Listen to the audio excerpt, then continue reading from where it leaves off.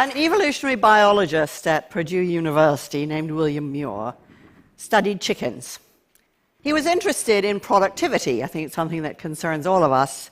But it's easy to measure in chickens because you just count the eggs. He wanted to know what could make his chickens more productive, so he devised a beautiful experiment. Chickens live in groups, so first of all he selected just an average flock, and he let it alone for 6 generations. But then he created a second group of the individually most productive chickens. You could call them super chickens. And he put them together in a super flock, and each generation he selected only the most productive for breeding. After 6 generations had passed, what did he find? Well, the first group, the average group, was doing just fine. They were all plump and fully feathered, and egg production had increased dramatically. What about the second group? Well, all but 3 were dead. They'd pecked the rest to death. The individually productive chickens had only achieved their success by suppressing the productivity of the rest. Now, as I've gone around the world talking about this and telling this story in all sorts of organizations and companies, people have seen the relevance almost instantly, and they come up and they say things to me like, that super flock, that's my company. Or, that's my country. Or, that's my life. All my life I've been told that the way we have to get ahead is to compete. Get into the right school, get into the right job, get to the top. And I've really never found it very inspiring. I've started and run businesses because invention is a joy, and because working alongside brilliant creative people is its own reward. And I've never really felt very motivated by pecking orders or by super chickens or by superstars. But for the past 50 years, we've run most organizations and some societies along the super chicken model. We've thought that success is achieved by picking the superstars, the brightest men or occasionally women in the room, and giving them all the resources and all the power. And the result has been just the same as in William Muir's experiment: aggression, dysfunction, and waste. If the only way the most productive can be successful is by suppressing the productivity of the rest, then we badly need to find a better way to work and a richer way to live.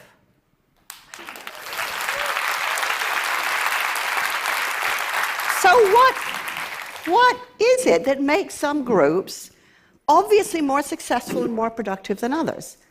Well, that's the question a team at MIT took to research. They brought in hundreds of volunteers, they put them into groups, and they gave them very hard problems to solve. And what happened was exactly what you'd expect, that some groups were very much more successful than others. But what was really interesting was that the high-achieving groups were not those where they had 1 or 2 people with spectacularly high IQ, nor were the most successful groups the ones that had the highest aggregate IQ. Instead, they had 3 characteristics, the really successful teams. First of all, they showed high degrees of social sensitivity to each other. This is measured by something called the reading the mind in the eye test. It's broadly considered a test for empathy, and the groups that scored highly on this did better. Secondly, the successful groups gave roughly equal time to each other, so that no one voice dominated, but neither were there any passengers. And thirdly, the more successful groups had more women in them. Now, was this because women typically score more highly on the reading the mind in the eye test, so you're getting a doubling down on the empathy quotient? Or was it because they brought a more diverse perspective? We don't really know. But the striking thing about this experiment is that it showed what we know, which is some groups do better than others. But what's key to that is their social connectedness to each other. So how does this play out in the real world? Well, it means that what happens between people really counts. Because in groups that are highly attuned and sensitive to each other, ideas can flow and grow, people don't get stuck, They don't waste energy down dead ends. An example. Arup is one of the world's most successful engineering firms, and it was commissioned to build the equestrian center for the Beijing Olympics.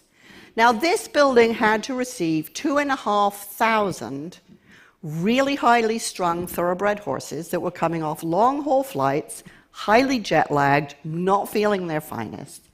And the problem the engineer confronted was, what quantity of waste to cater for?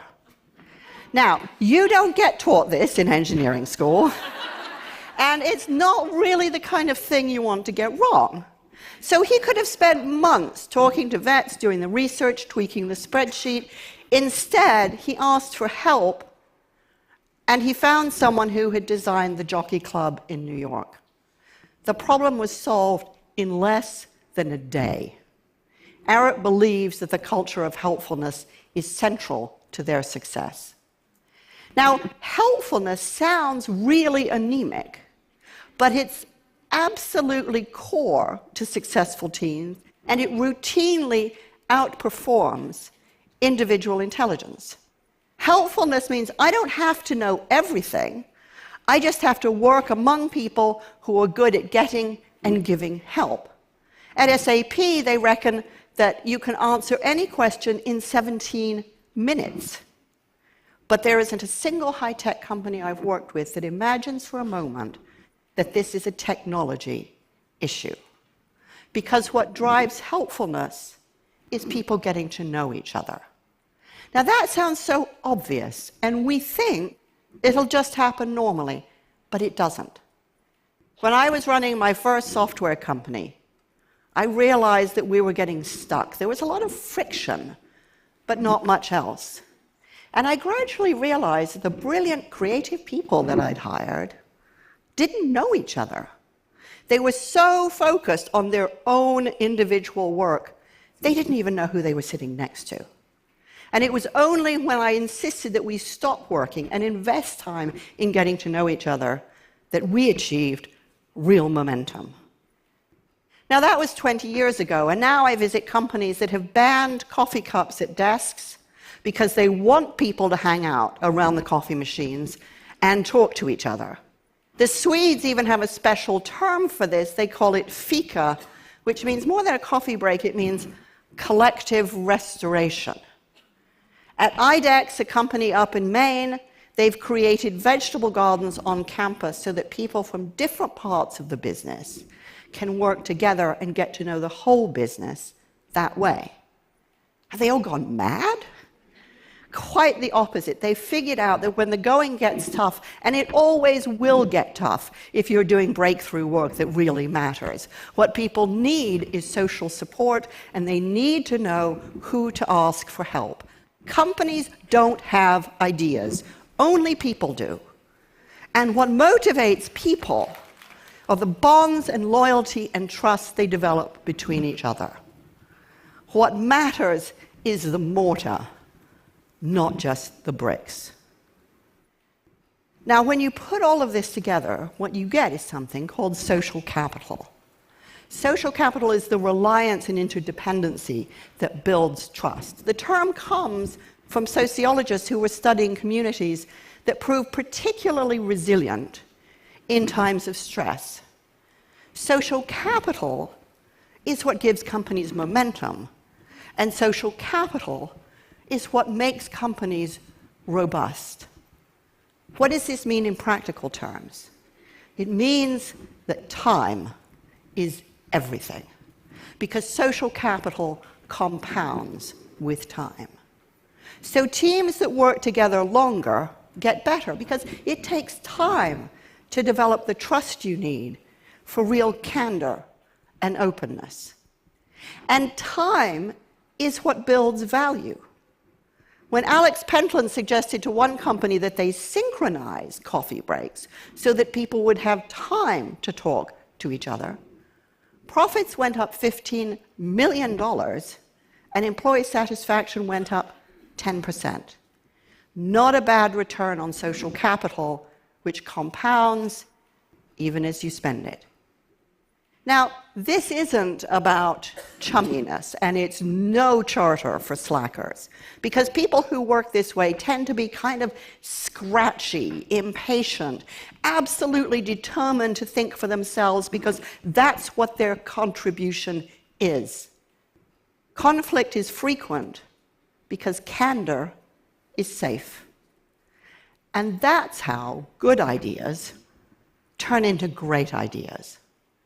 Because no idea is born fully formed. It emerges a little bit as a child is born, kind of messy and confused, but full of possibilities.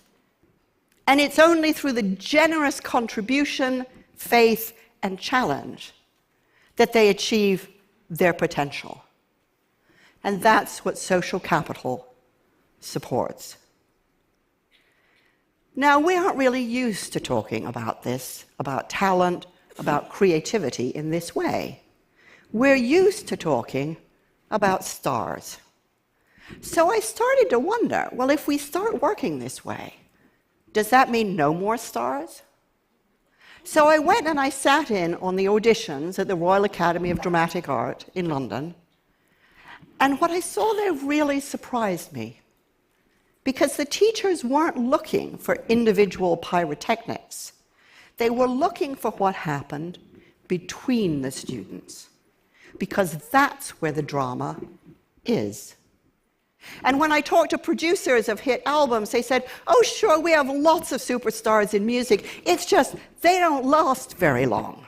It's the outstanding collaborators who enjoy the long careers, because bringing out the best in others is how they found the best in themselves. And when I went to visit companies that are renowned for their ingenuity and creativity, I couldn't even see any superstars because everybody there really mattered. And when I reflected on my own career and the extraordinary people I've had the privilege to work with, I realized how much more we could give each other if we just stopped trying to be super chickens.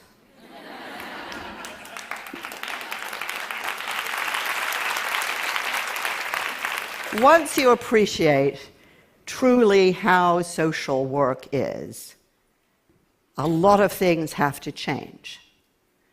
Management by talent contest has routinely pitted employees against each other.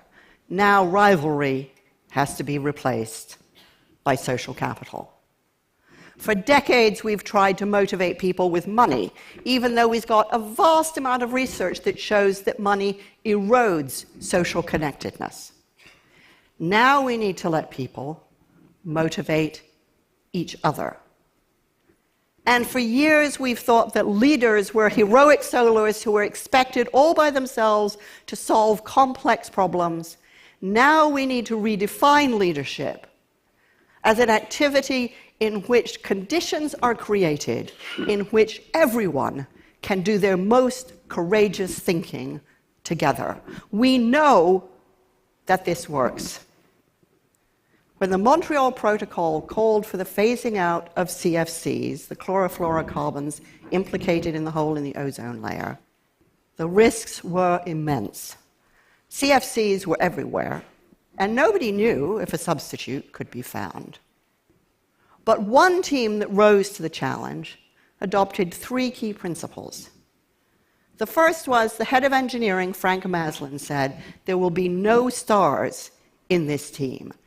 We need everybody. Everybody has a valid perspective. Second, we work to one standard only, the best imaginable. And third, he told his boss, Jeff Tudhope, that he had to butt out because he knew how disruptive power can be. Now, this didn't mean Tudhope did nothing. He gave the team air cover, and he listened to ensure that they honored their principles. And it worked. Ahead of all the other companies tackling this hard problem, this group cracked it first. And to date, the Montreal Protocol is the most successful international environmental agreement ever implemented. There was a lot at stake then, and there's a lot at stake now And we won't solve our problems if we expect it to be solved by a few supermen or superwomen. Now we need everybody. And because it is only when we accept that everybody has value that we will liberate the energy and imagination and momentum we need to create the best beyond measure. Thank you.